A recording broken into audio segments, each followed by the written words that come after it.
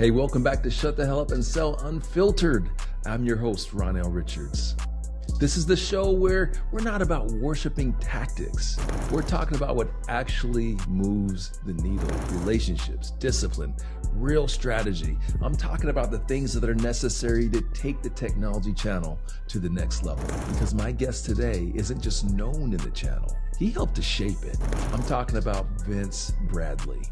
He's one of the original community builders in our space. Vince founded WTG back in the day and built one of the earliest diverse portfolios in the channel, and later sold that business to AppDirect before launching Abundant IOT, where he's now pushing hard, having conversations around energy and IoT. We're talking about why so many channel events feel like expensive noise with very little follow through. You see, Vince and his team were at the forefront of creating great experiences in the technology channel and converting those into business. The models that you're familiar with today, well, he was one of the people that helped start that. And we definitely have to shout out Sawa, who was right there with him, building those best-in-class experiences. We're also going to talk about what community actually means when you're trying to drive pipeline. We talked about the post-pandemic hangover in the channel and how it exposed a lot of fake importance. We also chatted about why energy might be a smart differentiator for TAs in a world driven by AI and automation. This is another real one, guys. I'm talking about practical, honest, and in true shut the hell up and sell unfiltered fashion, a little provocative. That's what I'm about. That's what I like. That's what you like too. We're unafraid to have the uncomfortable conversations. So if you're ready, I'm ready. Let's get into it. Here to show up and show out. Here to show up and show out. Here to show up and show out. Here to show up and show out. Yeah. Here to show up. Welcome to Shut the Hell Up and Sell Unfiltered, the podcast that's not afraid to tackle the uncomfortable truths and bad habits that keep you from reaching your potential. I'm your host, Ronnell Richards, award-winning sales expert, author, and top influencer in technology channel sales. Each week, I sit down with industry influencers and top performers for bold, honest conversations that are designed to cut through the noise and deliver real, actionable advice that you can apply immediately to grow your career and boost your sales success. No fluff, no excuses, just real talk, real influencers, and real results. Let's get into it. Here to show up and show out. Here to show up and show out. Yeah.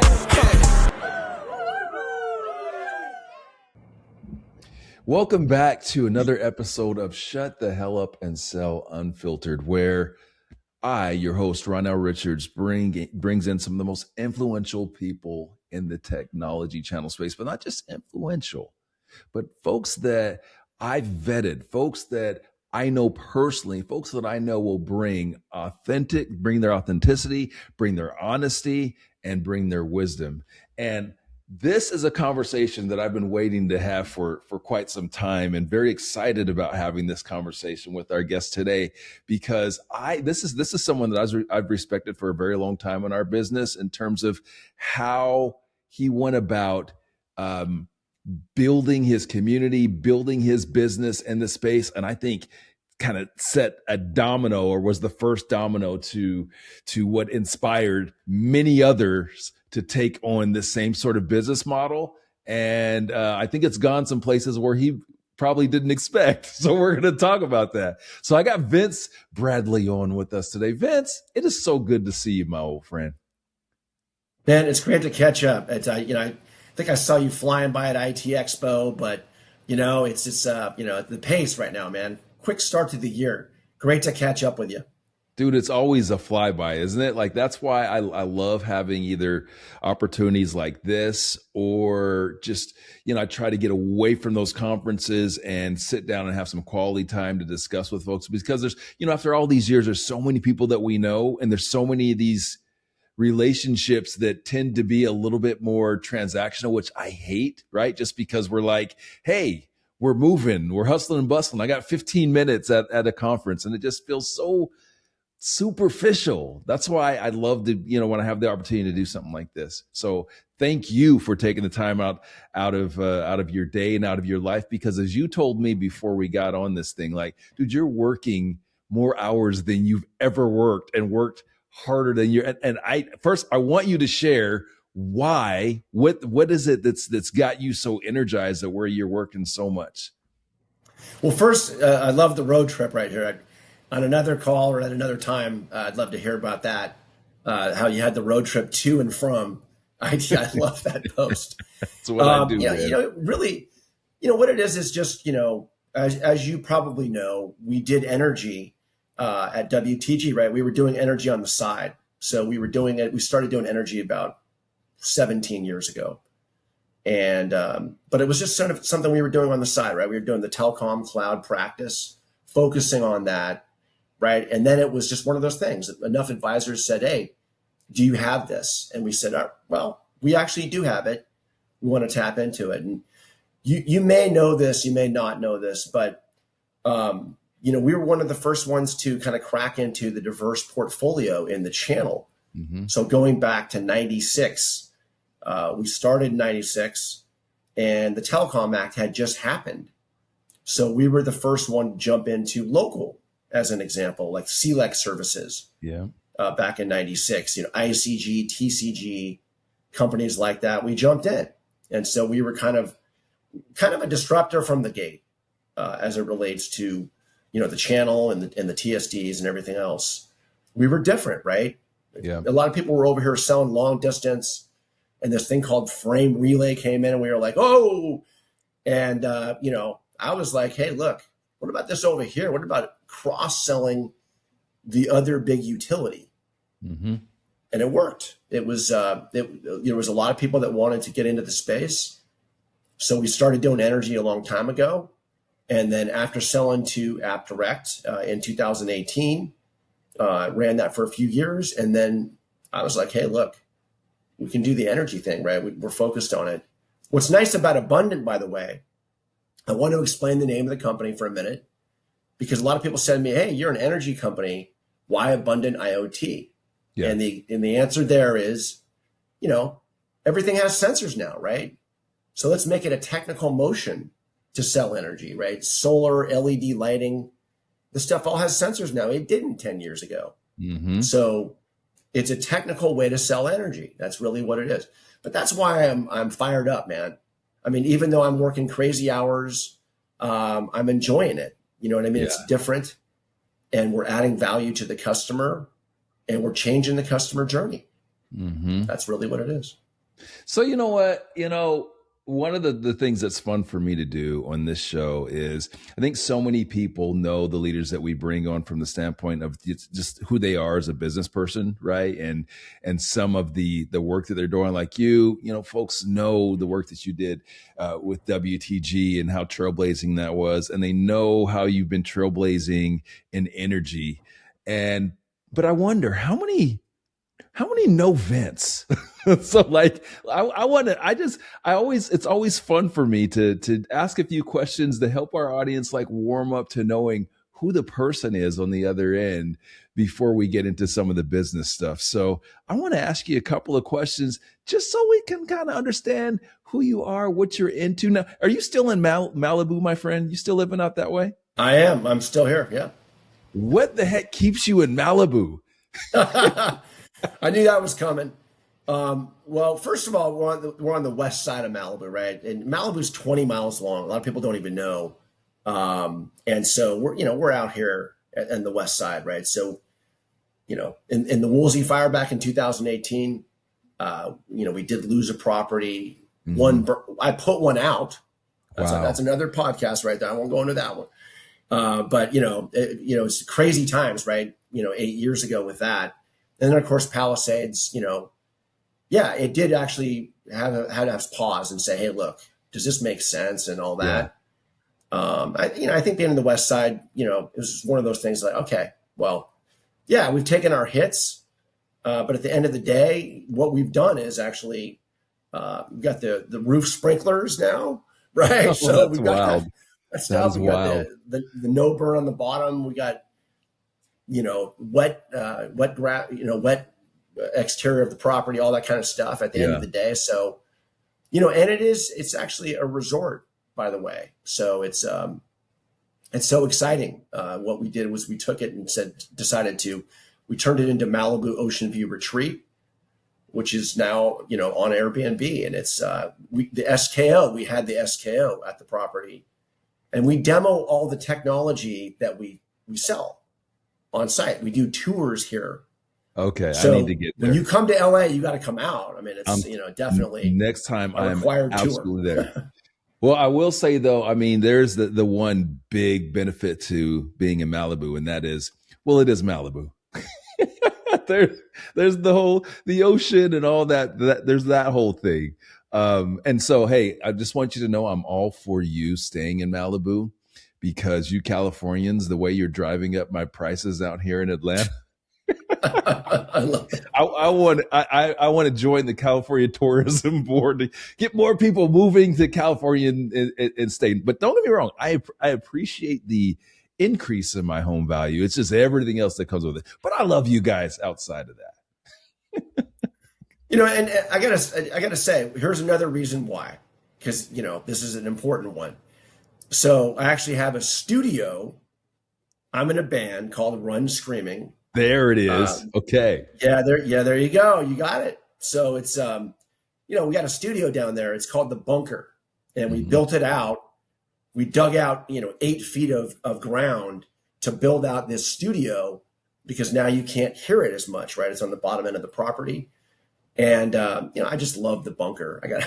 I hate to say that's a big part of the reason, but it is. It's just a cool spot.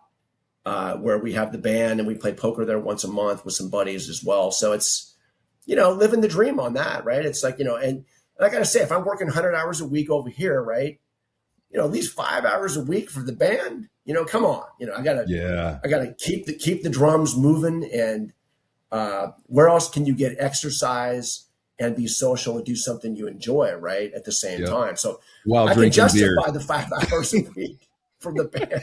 You can also, and that's part of it, man. All right. So what type of music do you guys play? So we play a lot of covers, because we started a few years ago.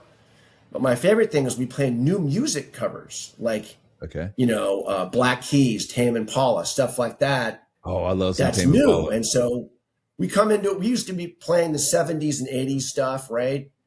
And that was great. And then we're going to these shows, and everyone's doing that. And I'm like, wait a minute, come on. Let's mix it up. Let's play some of the new stuff. That way we can read the room, right? You walk into a room and you look and see what you're playing to, and you set A, set 3, whatever. So yeah, we're mixing it up with the new and the old, and keeps it real, man. It's been fun with the new stuff. What instrument do you play? I play drums. Okay. And I'm the CSO for the band, though. I'm the chief strategy officer. So I'm the guy that said, you know what?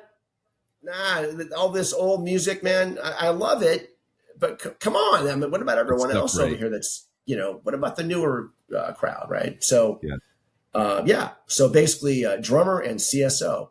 That's my role. First of all, I've never heard of a CSO for a band, but okay. I love it. I love it. So tell me, again, we talked about the amount of work that you're putting in, and how, again, off camera a little bit, but now that we're on camera, just how passionate you are about it.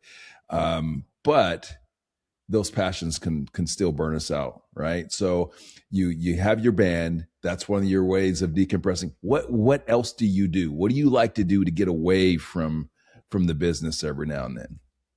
And with the pay, I love these questions, because it's like there's a few things, right? Obviously family first, right? There's no question about that. Spending time with the family, number one. Comedy, though, live comedy. Music and comedy. Like if I'm at the pace where I'm 100 hours a week, like that, that kind of a week. Yeah. Rehearsing once a week, and then maybe going to live comedy twice a month or something.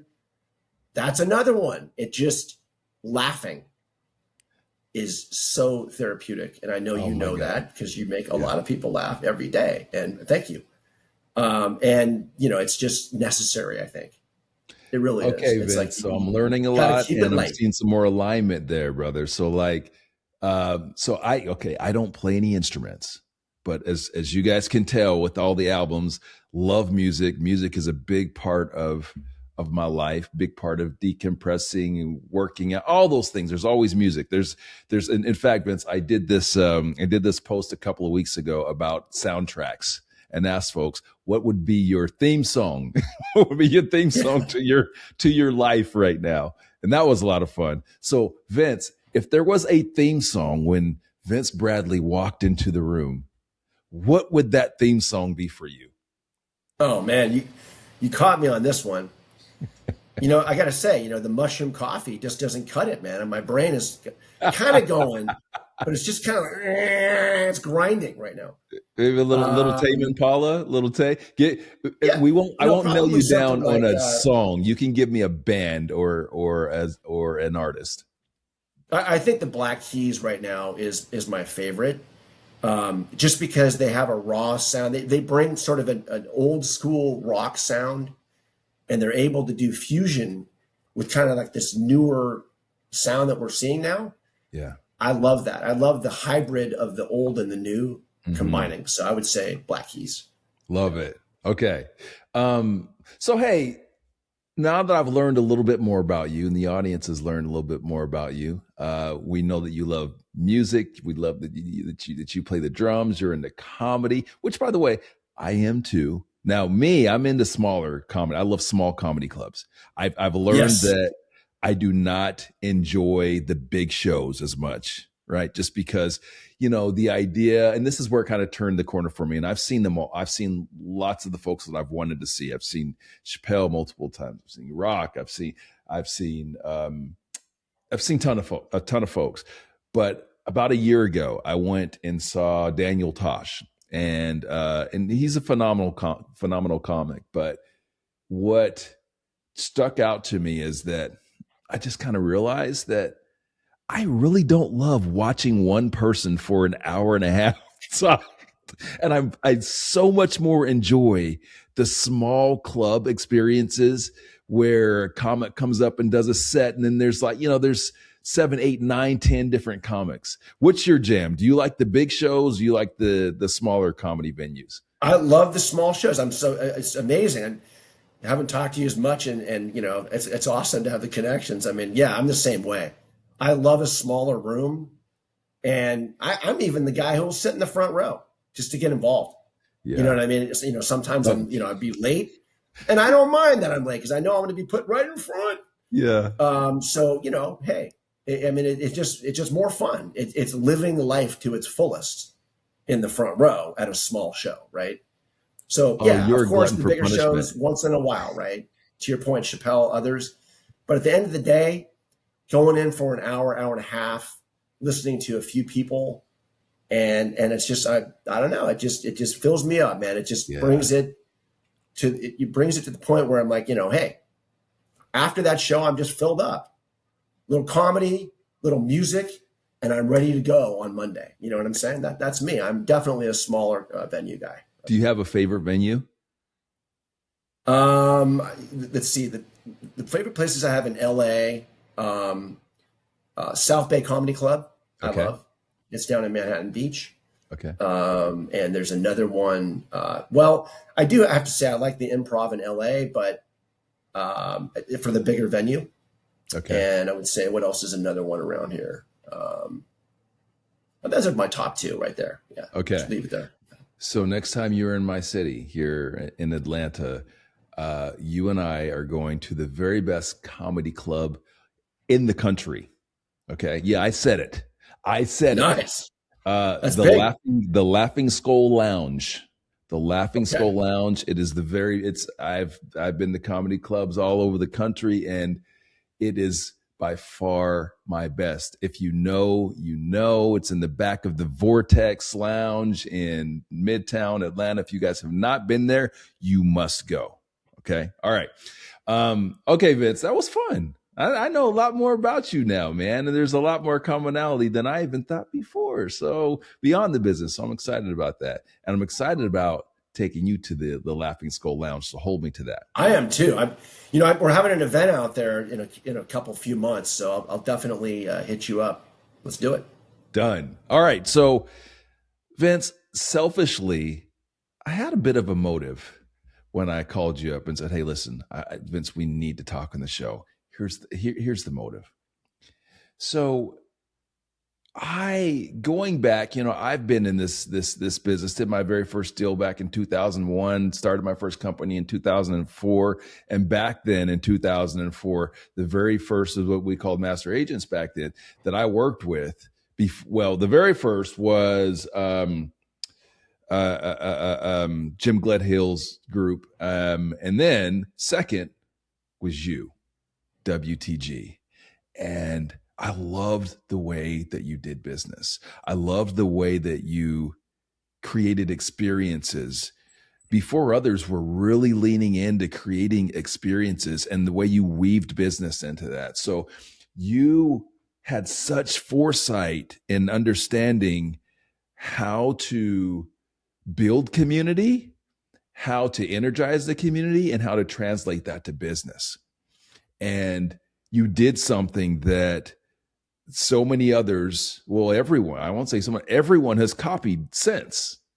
And in some respects, taken this to a level that I feel is kind of jumped the shark in terms of negativity in our business. This is my personal opinion, but I want to get at the gentleman who I feel like, again, so many have taken the model from. You created the model. So first, my hat's off to you for the impact that you've made in our business. But I want to know first, my first question to you is, what was kind of the thought? What was the inspiration around creating that sort of event-based marketing culture and doing it at the level that you did it? What was your what were you trying to accomplish? We kind of looked at it like, we looked at the space and we said, you know what, there's some activity here, but there's not enough. There's not enough socialization. And this was, really pre-social media and stuff like that. It was like, we need a community. And you just hit it, that word you used, community. That's one of our core values at Abundant, by the way. And it is so important. And we're starting to bring that back. Like the SKO we just had, day one, content, education, thought leadership. Day two, relationship building. Go out on the golf course, get in a golf cart with people you can do business with and have fun with, go to the spa, whatever, and then come back together, right? It's magic. It really is, because, doing the transactional stuff, I'm not a fan of it. I know you're not either. It's really the dynamic way of doing business, right? We all have to have fun when we're doing this too, right? And I think that's one of the things that's missing. It's a big gap, I think, is not having the relationship building on the level it needs to be at. So we look at it like, hey, people do business with people they like, right? Help them have a memorable experience, and then you can take them back to that experience with the drip, right? With a marketing drip. And it really works. You're in person with them at least once or twice. Sure, then maybe it's video coming in after that, but staying connected to people and having, eye contact with people. And sure, video is okay, but there is nothing like the in-person experience. As you know, it's so powerful. So our perspective was always, hey, look, let's keep this interesting. Let's create a community, and let's keep it fun and interesting. It's just way more relevant. And, I love that you said that, because recently another one of the founders of a TSD said the same exact thing to me in IT Expo a couple of weeks ago. As they added us as a provider, they're saying, hey, it's great to have you, you back in our portfolio, because again, this is like such an interesting topic, energy, right? Like, yeah, wow.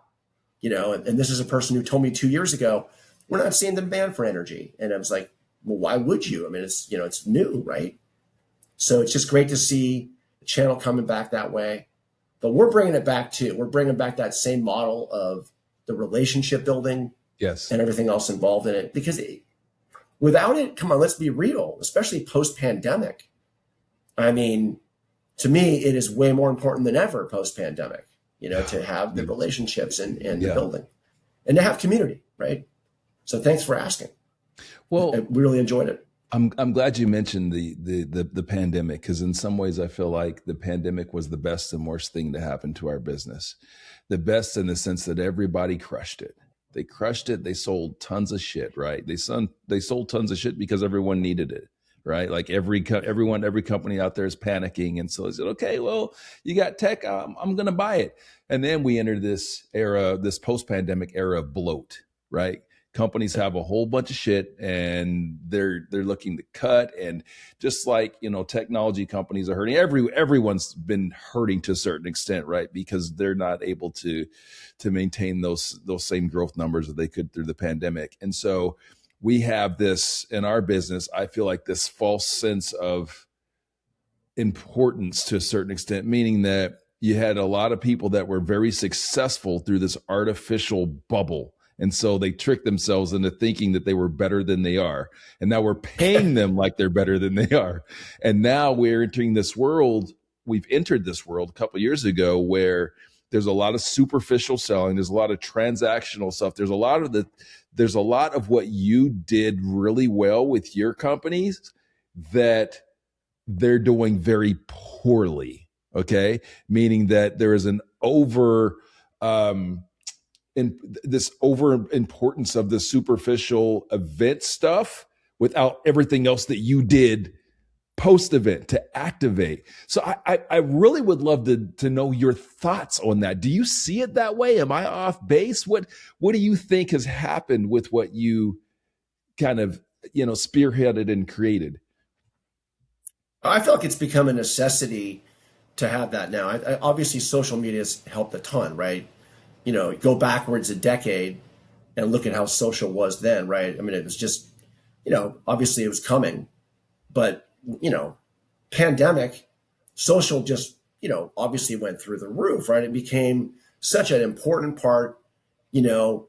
I've even called it, to our team. I'm like, hey, LinkedIn is like, like a virtual office, right? It's a place to go and spend time, right?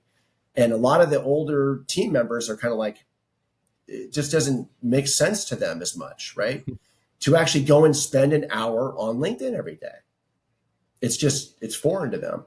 Yeah. So I would say, no, you're spot on with that. There was a massive shift that occurred.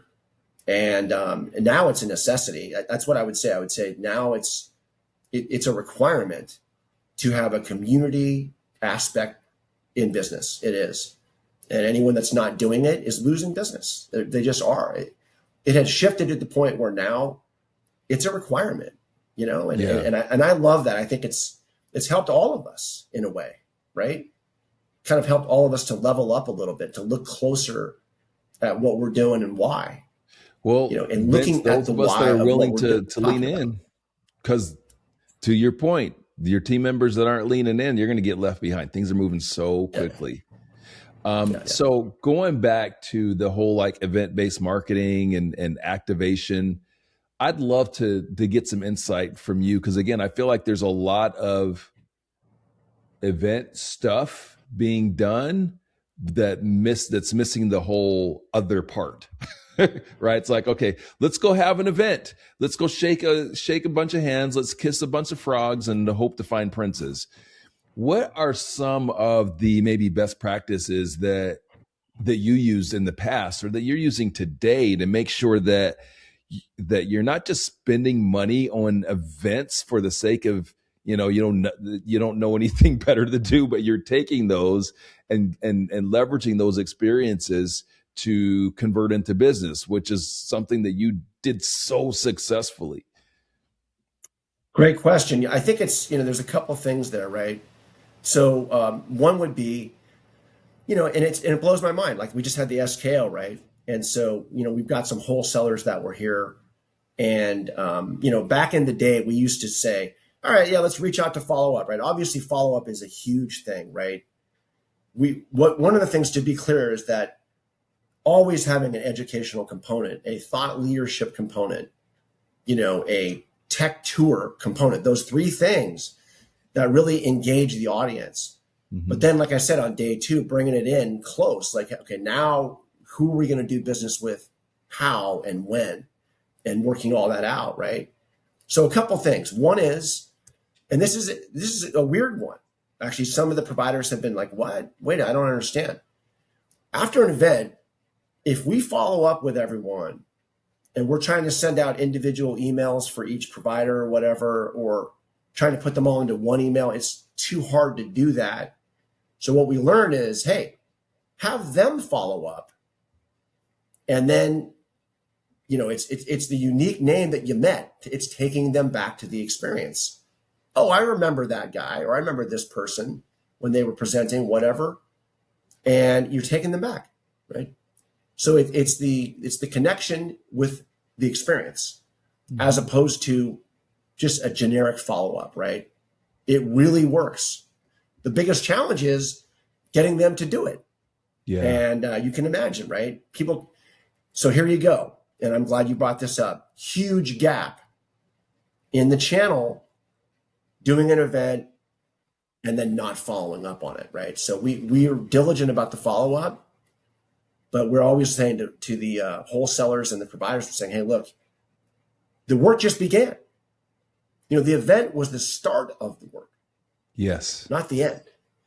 And so they're so busy prepping and getting ready for their PowerPoint, death by PowerPoint, which we're not fans of. And we're like, hey, no, don't even worry about that part.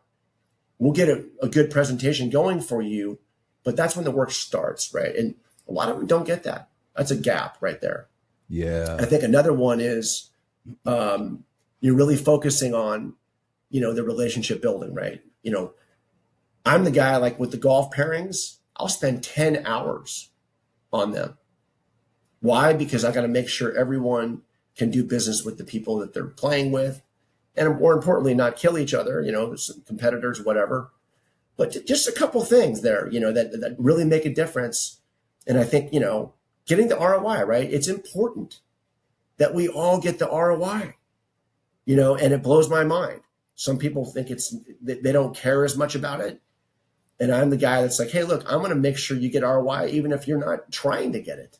Yeah. Because that's just who I am, right? That's how we roll, right? So yeah, I would say that's a couple of the things that we tapped into, and it was always about bring them back, have the educational component, have the ROI, but bring them back, right? And shout out to Sala Scarpone, now over at Blue Wave, because we worked together on creating the experiences. Yeah. And we just, that's what it came from, right? So, when you have someone like her, we're working together lockstep, and we created those memories, and they will never go away. Yeah, so, she is a special talent, man. But if I remember correctly, she brought her talent from doing concerts and concert promotion and concert event, like those types of big events, if I remember correctly. And yeah, the way that she executed and the way that you guys came together as a team was really super awesome to experience. And as an attendee, yeah, just so much fun. But I often say that fun in itself is, overrated, right? This is what I often say, Vince. If there's not some clear business outcomes, if there's not an intention to drive conversions, then what are we doing? And so what I loved about what you just said, like there were a bunch of gems there, but one of the one that I'm taking away that just is kind of sticking right here is you said you'll spend up to 10 hours on golf pairings. That's what I'm talking about. It's that sort of intention and focus on outcomes that delivers results. And that is what I feel, my friends, so many are missing, and they're mailing it in with just the bare minimum, right? Let's get people in the house who we don't even know if they're our ideal partner. Let's just get them in the house. And then at best, a mass email at the end. At best. Do you know how often I get phone calls, Vince, from people from different, channel managers and things when I attend events? Very rare that I ever get a phone call. Ever. Think about that, guys. Just doing a simple phone call, like leave a voicemail, like I'll respond because no one does it. One thing I want to add, I'm gonna put y'all on game, okay?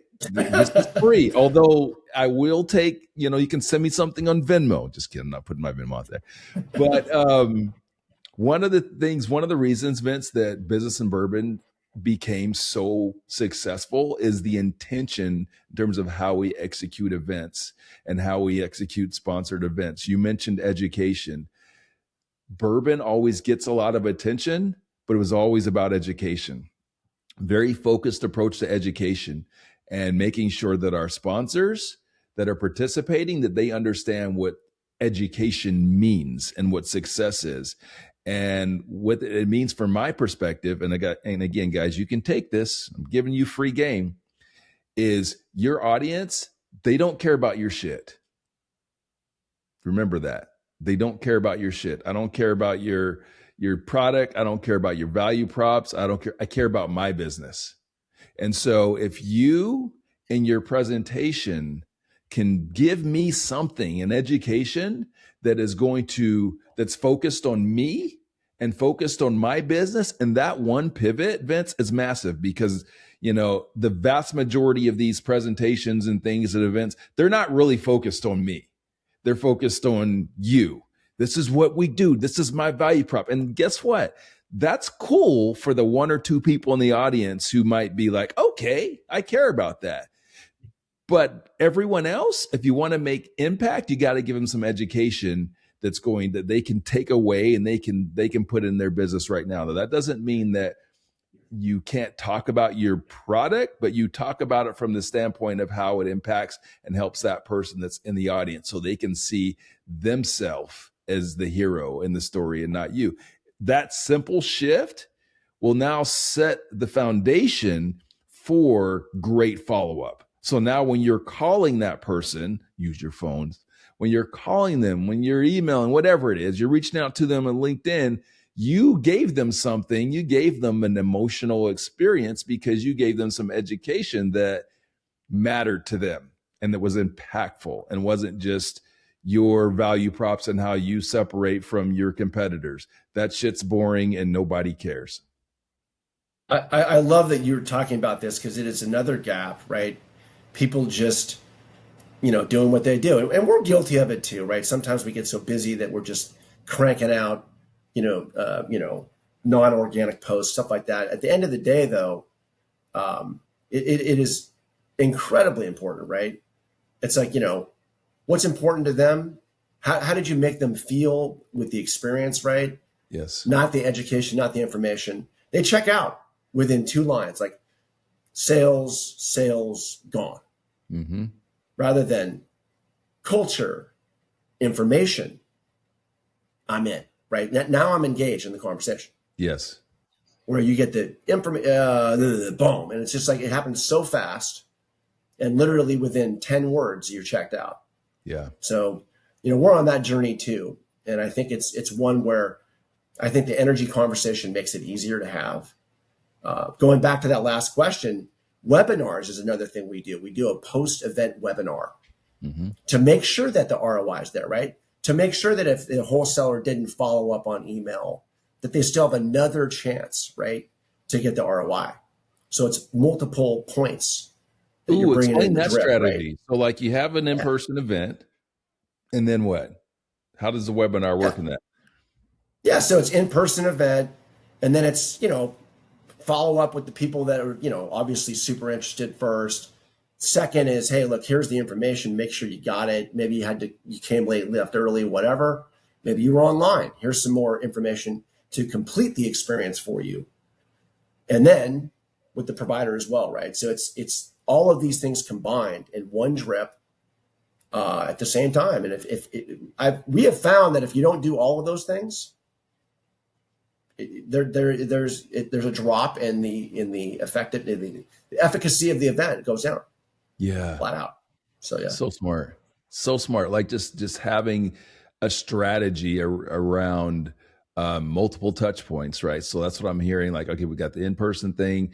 We're doing our follow-up via email, via phone, LinkedIn. We're funneling to webinars, and that gives us additional opportunity to educate and engage. Like, whether you all that are listening to this vibe with that specific strategy, what I'm hoping that people take from this is stop throwing shit up against the wall. Like, have some intention, have a focus, have a plan, have a strategy. Because Vince, with my chest puffed out, very highly believe that we are in the midst of massive disruption, and a lot of people in our business are ignorant to it. That massive disruption, Vince, it's AI. It's going to put so many people out of jobs. It's doing it right now because it can do transactional better than me. I mean, it can do transactional all day. What it can't do as well is consultative and solution set, right? And so, like, for people in our industry to continue to thrive and make those nice salaries and take those great vacations, they're going to have to get better and start using strategies like you just shared with us, and that sort of intention to the business. Because I really feel like, again, this stuff's moving so fast that we're going to see even more disruption than what we've seen in the last couple of years. Do you have any thoughts on that? Just like the whole AI automation and what the outlook is. I'd love for your perspective on that as someone that has, now in this thing 3 decades, man. You've seen a lot. You're still here. You're thriving. What does the next 5 years look like from your perspective? It's a great question, and it is an interesting time right now, right? It's an inflection point right now. Things are changing so fast, and we have no idea what's coming. I mean, I could tell you a little bit about on the energy side. It's sort of crazy what's going on with that. But even just on the holistic side of AI, right, and where we're looking at and the perspectives from it, like I heard something actually at the SKO on the panel. I was moderating the panel. One of the panelists said that, it takes the same amount of energy to produce 1 minute of an AI video as streaming an hour. So it's like a 60-to-1 ratio. And it's just mind boggling, right? If you think about that for a minute and what's behind that, right? But more importantly, because I know you were asking more of a humanistic question, from my perspective, this is a bigger shift than anything we've ever seen. And I'm not kidding. I mean, people argue with me about the internet. Well, the internet was bigger than this. I tell people, no, you have no idea what's coming. And just as it relates to power alone, I mean, things are going to change so much. Here's a good quote for you, or just a good stat that came up last year. The former CEO of Google, Eric Schmidt, went in front of Congress about a little less than a year ago and said that the world's use of AI today is 3% of the world's energy, and that in a few years it would be 99%. So 99% of the world's energy. Fact check on this, we're now closer to 10%. And that's just after 1 year, right? So it's wow. That hockey stick is coming, right? I'd say we're right about here right now, and it's just about to go, right? So 27, I mean, it is going to be unprecedented what's going on. Power as we know it will change. It's going to become more like think of water world for a minute, only not on water. And talking about power, right? The quest for water and all of that, it's not going to be that extreme, but I can tell you this right now, you're paying X for EV charging over here and Y over here, depending where you are geographically. Well, that's going to go on steroids. That's going to become like, if you're in the sticks and you need power, it's going to cost you a ton of money in the future. So things are going to change so much. And, I feel like it's the conversation is hard to have, right? Yeah. I know that at one point my family is like, we're anti-AI, and I'm like, well, you're using it though, right? You're using it every day, right? Mm-hmm. So being anti something that you're doing every day, okay, you're entitled to your opinion and all that, but at the end of the day, how about understanding this? Yeah. And trying to make it better, right? And trying to do things to make it better. Taking that full circle, what we're doing is hyperscalers right now, they're all, of course, with these data centers, they're all doing these massive power build outs, right? You saw Google buy a company a couple months ago for $5 billion. And this thing is just kind of exploding. But what we've done is we've been able to, offset already 1.7 million pounds of CO2 with what we're doing. And so we're having a massive impact on that. So, we're helping that issue, right? The issue of what's going to happen with power. One of my favorite things that happened in OBB last year was a lot of us thought, okay, a lot of this renewable energy and incentives for energy are going to go away. Well, a lot of it did, right? A lot of it's going away. But one thing that actually created out of it, this is amazing, green fuels.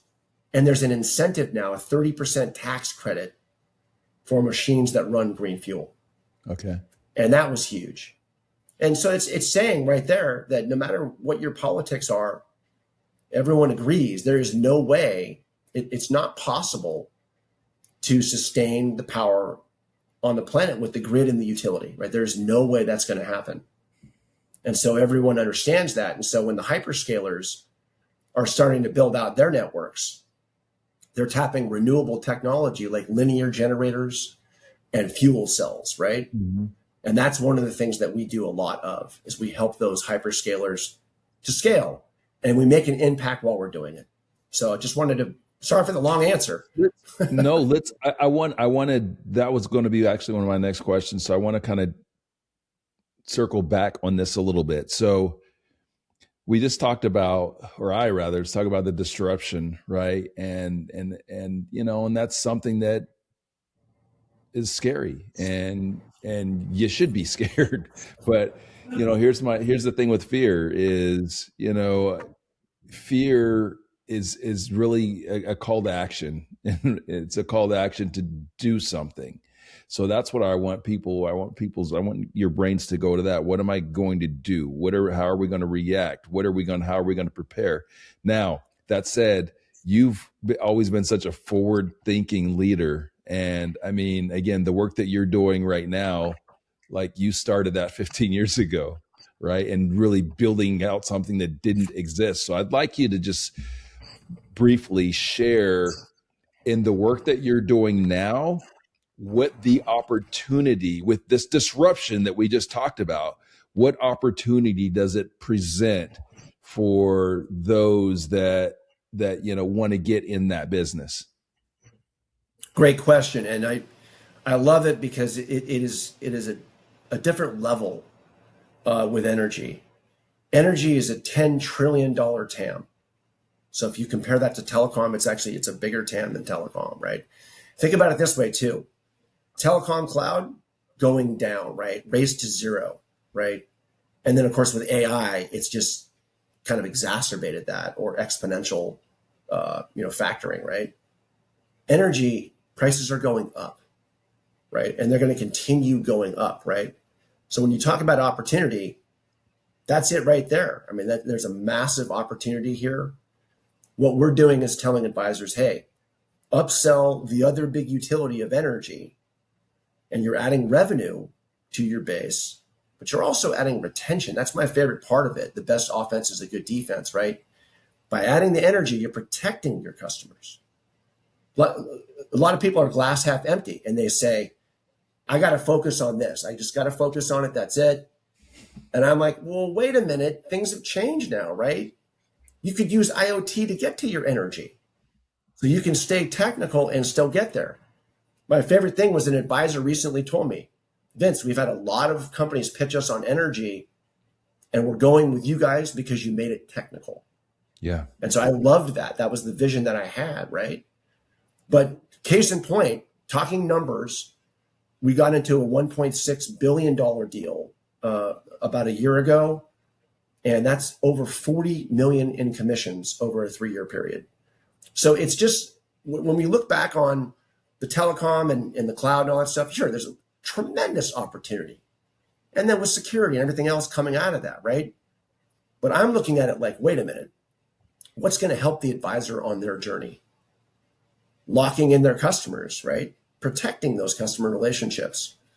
So what we're saying is, hey, upsell energy to your base, make more money, lock in your customers, and make an impact at the same time, right? All of that can come in the same motion. So it's a whole different ecosystem. It's a massive opportunity, and it's a great time for it too right now, because you're seeing, right, everywhere you're looking, you're seeing the energy in the news. People want to understand it now, and the inflection is here. So sorry for another long answer. Oh no, that was a great answer. Down a bit. That was a great answer. And now I'm going to follow up with a little bit of like doom and gloom. Okay. But again, remember guys, fear is a call to action. That's all it is. It's not, Vince, you've been an entrepreneur for how many decades now? 3 now. Yeah. 3 decades. Myself, almost. And a lot of the things that I was most fearful of never happened. They didn't happen because I took action prior to those things happening. It wasn't that they weren't real. It's just that, again, I took action prior to. And Vince, I'm sure you as a successful 3-decade-long entrepreneur, you probably share that same opinion. Here's where I'm going to go in terms of the fear thing. You mentioned, Vince, about that TA that says, hey, I focus on this. This is my thing. This is what I do. If you're one of those TAs, you should really be thinking about your future right now. It might be time for you to sell and go hang out on the beach, maybe buy a property next to Vince in Malibu and chill, because AI is the biggest disruption to your business, because AI can transactional sell better than you. And the millennial buyer is very comfortable, which, by the way, they're the number one decision maker now. They're very comfortable with automated computer process when it comes to transactional sales. Very comfortable with that. So with AI moving as fast as it's moving, and our decision maker totally okay with AI-based buying motions and things like that, what's going to separate UTAs, all of us out there, is solutions. It's tech stacks. It's, you got to come to the table with more than just one thing. Vince, we built careers back in the day off of, selling one product, right? It was, whether it was access or it was long distance, and that was the thing. And guys made a whole lot of money off of that. But in this evolution of our business and this evolution of the world, technology consultants have to have stacks. You got to come with your energy, with your UCAS, with your TIM, and whatever other solutions. You got to have 4 or 5 solutions that you're bundling in, right? In order, this is, of course, Ronnell's opinion, but everything that I've been hearing, everything I've been seeing, all the leaders I've been talking to, we're all kind of seeing the same thing. And so I think energy is a terrific separator, because it's something that, while Vince, you've been evangelizing for and been growing this thing, it's still something that a lot of traditional technology advisors hadn't jumped into the pool yet. You better jump in the pool before it's too late. That's my 2 cents. I agree. I mean, it's obviously, I'm a little bit biased, but at the end of the day, it's also more fun. Going back to the earlier conversation, right? It's more interesting, and it's actually not as hard as you think to sell it. In fact, once you sell energy, you sell an energy contract, electricity and natural gas, and you're done for a year. There's no quarterly bill reviews and stuff. It's a service they already have. You're going to help them either manage the spend of it, potentially saving money, certainly saving money over the term, right? And at the end of the day, you're way more valuable to them by doing it.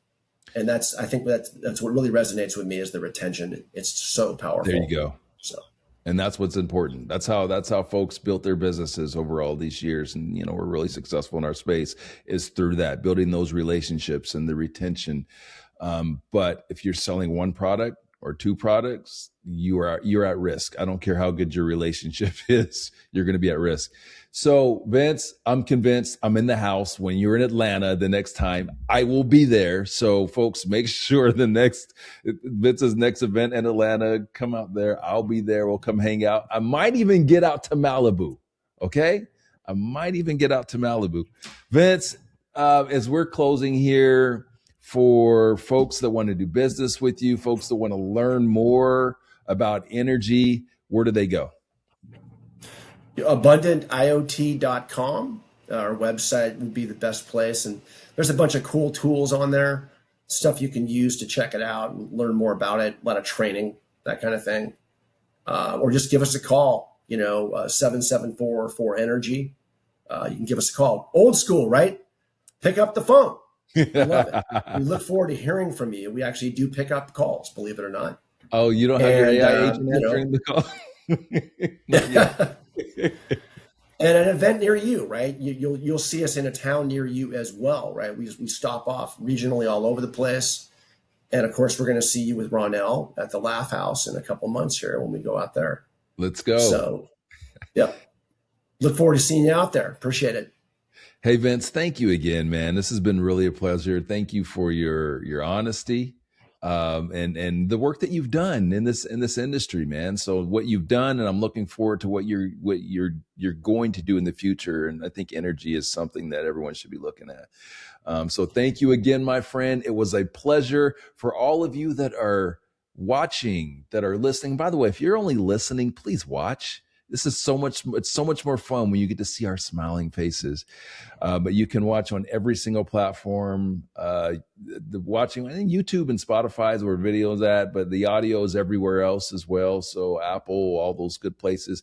And if you like this show, you like what we're doing, just make sure you let us know. Make sure that you review it, you like it, you comment, share, whatever. If you're watching a piece of content around the show, and you like it, please make sure that you engage, because this show it's a passion project for me. We've had a lot of very successful podcasts and that have been viewed and enjoyed by people all over the globe. This one is for you, Technology Channel.